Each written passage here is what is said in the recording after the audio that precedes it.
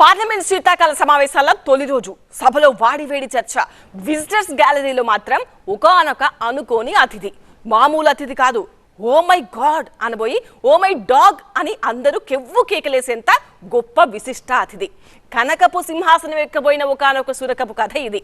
కానీ ఇదంతా జరిగిన కథ కాదు, జరగబోయి సగంలో ఆగిపోయిన అరుదైన కథ. ఇదిగో మీరిక్కడ చూస్తున్న సునకరాజం ఎవరో తెలుసా? ఏకంగా పార్లమెంటు మెట్లెక్కబోయింది.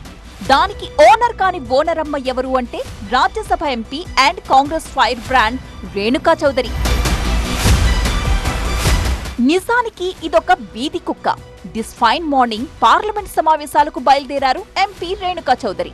దానిలో ఏదో చిన్న యాక్సిడెంట్ జరిగిందట.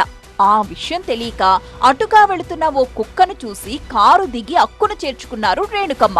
కానీ దాన్ని నేరుగా పార్లమెంట్ లోపలికి తెచ్చుకోవాలన్న ఆమె తాపత్రయం మాత్రం అడ్డం తిరిగింది. ఎంపీలకు మాత్రమే ఎంట్రీ ఉంటుందని, ప్రోటోకాల్ ఒప్పుకోదని పార్లమెంటు భద్రతా సిబ్బంది అడ్డుకోవడంతో ఆ కుక్కకొచ్చిన లక్కీ ఛాన్స్ కాస్త మిస్ అయిపోయింది. సేమ్ టైం మన ఎంపీ గారు కూడా ఉస్సూరుమన్నారనుకోండి. ఇది జరిగిన కథ. కానీ ఇక్కడ కొసమెరుపు కూడా ఒకటుందండోయ్.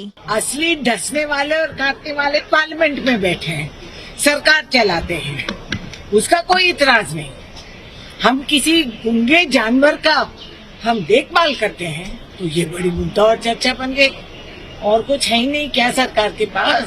సో కుక్కలున్న జాగ్రత్త అని పార్లమెంట్ లోపల ఒక పెద్ద బోర్డు తగిలించాలని రేణుకా చౌదరి డిమాండ్ అన్నమాట. అలవోకగా తమను ఇంత మాట అనేసిన రేణుకమ్మపై ఎన్డీఏ ఎంపీలంతా ఫైర్ అయ్యారు.